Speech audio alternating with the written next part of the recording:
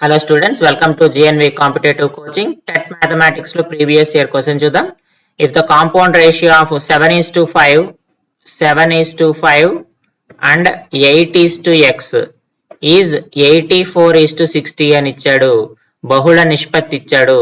బహుళ నిష్పత్తి అంటే మనకి A:B C:D అంటే కాంపౌండ్ రేషియో ఎంత అంటే A/C/B/D.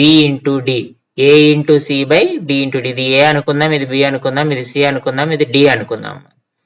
సో A/C అంటే 7/8 divided by 5x is equal to 84/60.